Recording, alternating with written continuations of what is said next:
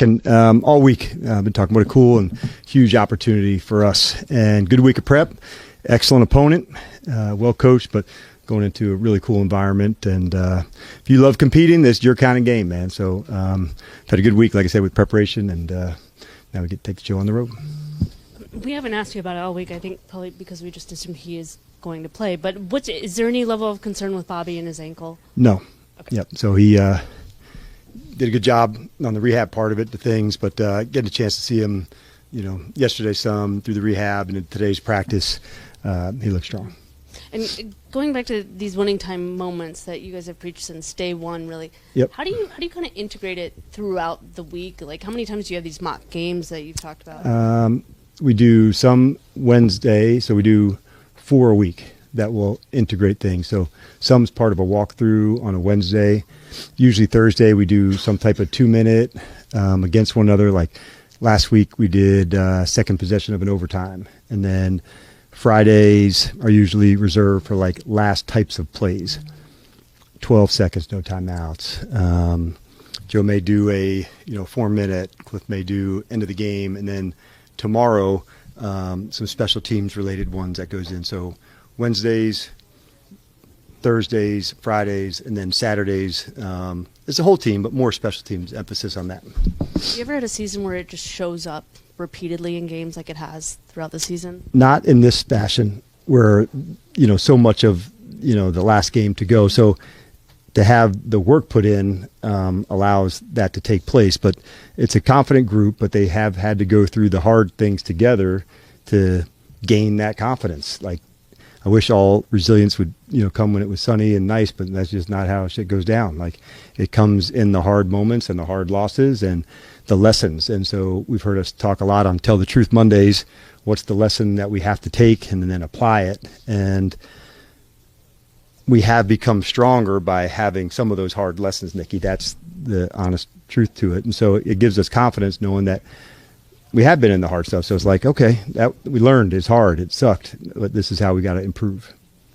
What are the risks and the benefits of coming up with a more aggressive game plan against a really aggressive team like Detroit?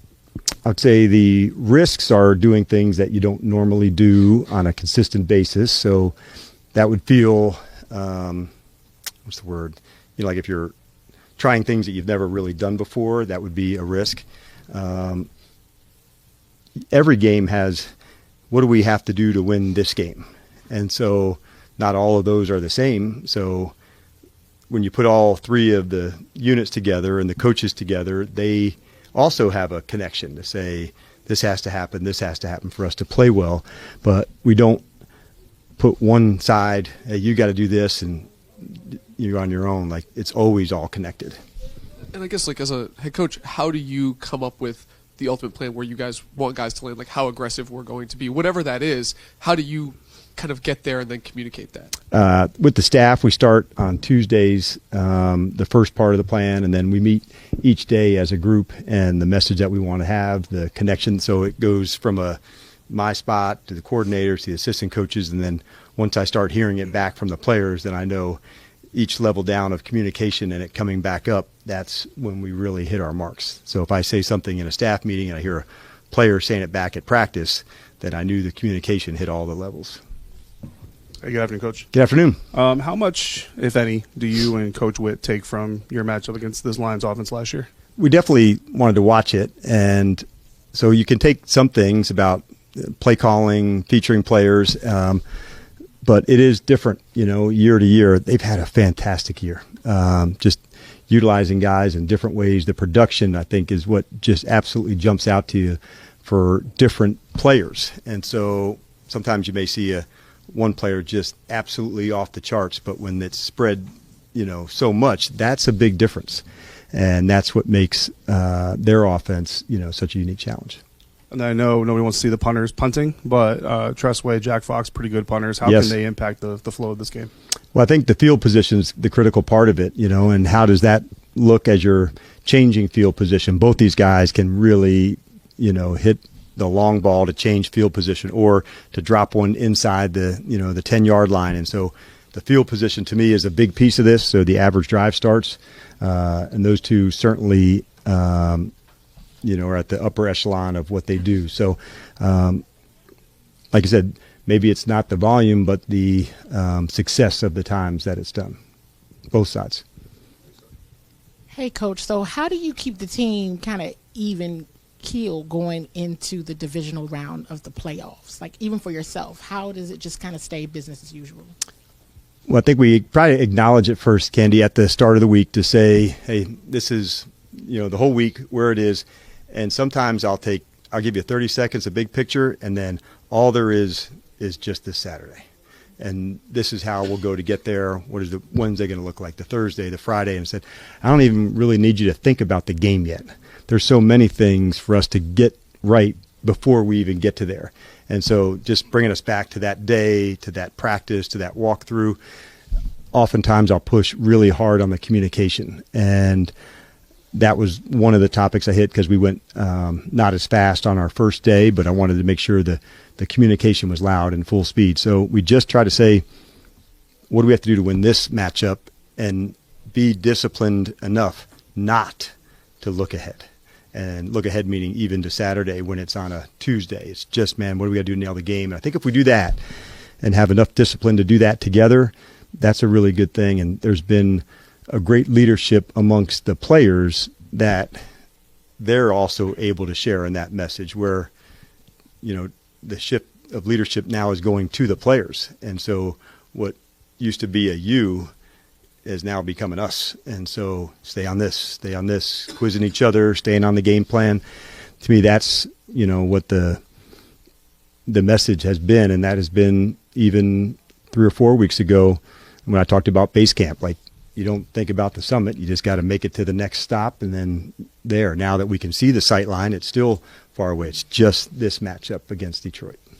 And as you say, things that don't come up on the stat sheet, what are some of the things you've seen from the Detroit Lions that may not come up on the stat sheet? They got a lot of stats. That's a good one to ask. I would say the play style. That doesn't show up on a stat sheet, but you can see it and feel it in terms of the physicality that they play with, the aggressive nature that they play with, not just, a fourth down attempt, although they're, highest, but just challenging people. They play a lot of man-to-man. They're aggressive. So that doesn't show up on the stat sheet, but you do see it when you watch them play, and we certainly have a lot of respect for that. All 3 phases, there's a real edge and a toughness about them. You're welcome. Similar to Nikki's question about Bobby Wagner, any concern about Zane Gonzalez with the hip Nope, injury? He's doing good. Just how thankful are you to have had Zane come up with all the kickers you've gone through over the past 6 months? How thankful are you to have him here and be able to be as consistent as he's been? Yeah, he's a real pro, and I was excited for he and for some of the other guys getting their first playoff experience. Okay, good. All right, still football. And so, like, for him and some of the other guys to go through that's a really big deal. I often look to Tress and Tyler.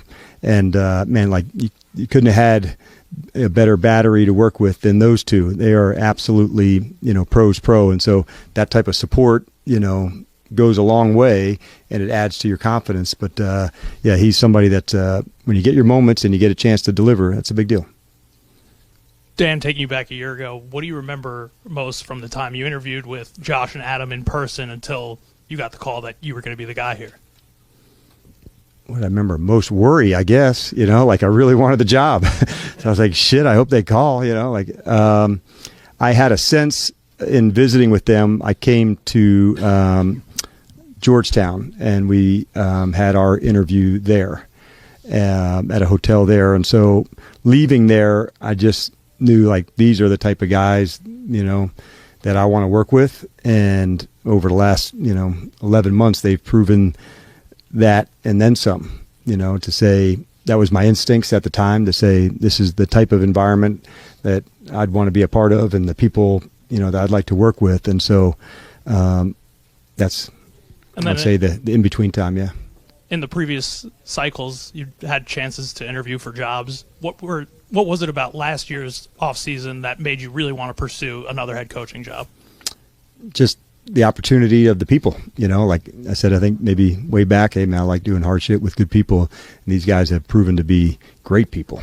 And that's what you're looking for when you're absolutely putting your life's work together with some other people. Like, you want to make sure, like, you know, this is how we want to do it and to do it together. And so I feel that kind of support from Adam every day. And, you know, every time Josh and I are together, we feel that. And so it's a big deal. I asked Cliff yesterday about the discipline it takes to keep running the ball even when it's not going, and he said, well, if I'm coaching under you, I have no choice, basically. What's your how does that, because obviously, you know, the traditional part maybe hasn't worked as well in the last few weeks, but you did stick with it. How, I guess, sort of get it, but why is it important for you for Cliff to keep doing that? Well, I think it speaks to Cliff and Joe and Larry, whatever we have to do to win the game, you know, and that's the thing, that's the most important part of it. And so the fact that Cliff's, you know, been in this chair, like, he can recognize that. And so all of those guys knowing their part into it is the most important part, is winning. And if that means, you know, using some time and clock on certain spaces, then we'll do that, even when it's hard. But, man, like, those three and the staff in general, like, they have brought a lot of insight and just the mindset to say, man, like, they're down for it, and whatever we have to do to win. That's a really cool feeling as a head coach, knowing, like, that there's not pushback or anybody, you know, on their own agenda. It's just like, this is what we got to do to win. And with Jeremy Chinn's one of those guys you brought in, you know, guy who's been around the league at least a little bit. How have you seen him develop, not just as like a player over the course of the year, but he seems like a more quieter guy, but being some type of leader for that secondary? Yes. And you're exactly right, Ben. He has developed into that space. And seeing others here, I think Bobby has been a good, I'm not going to say influence, but a connector for him, and really high standards of what it can look like and how to do. And so I just spoke to him walking off the field. I said, man, your communication this week has been so on point. And there's a confidence that comes with that. And other people feel that if you're on the field and you give good and correct information to the guys around you, man, you want to talk about, like, lifting others up. Like, that's a really big deal. That's one of the best things you can do as a teammate. And so to see that type of communication where not only is he leading himself, but he's also giving the indicators and the things for others, that's when you can play really good defense. Going back to Zane Gonzalez, a lot was made before the game-winning kick, you know, fixing the hair and all that. And, you know, people knew, at least a lot of people knew he had OCD. Did you know that? Yes. Do you talk to him about how to process that, or what's the? Nope. I am super happy that he was able to discuss that.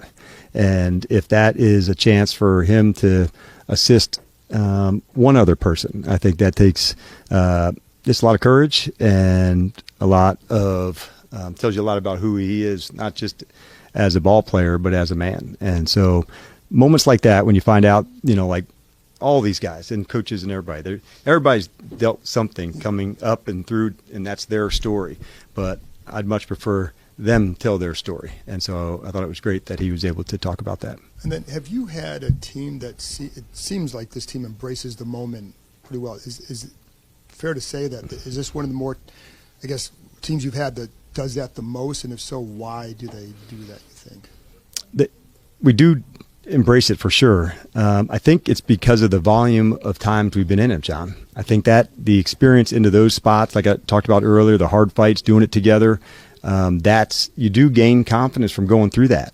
And they've been in a lot of close games, not just over the last month or so, but really the entire season with the exception of the first game. And you do grow together. And these guys have really bonded and connected, and they trust one another. And I think that's a big deal. If you have that kind of trust, John, then, like, the commitment grows and their connection grows. And so the trust of themselves, they trust one another. Like, that's a big deal. Not every team has that. All right, we'll see you on the road.